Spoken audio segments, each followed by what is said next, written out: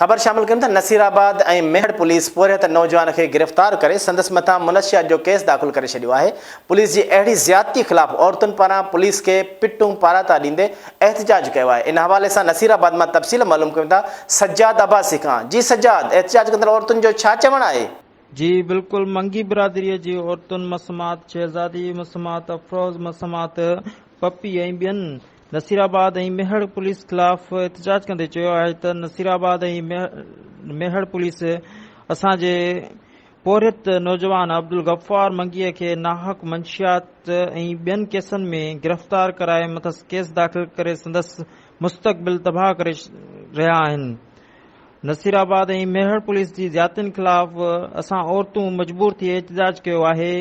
हिननि आला अख़्तियारनि खां मुतालबो कयो आहे त अब्दुल गफ़ार मथां दाख़िल केस जी अदालत जांच कराए असां सां इंसाफ़ कयो वञे।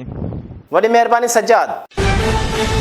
For more news and updates, keep watching BTV News First Ultra HD web channel.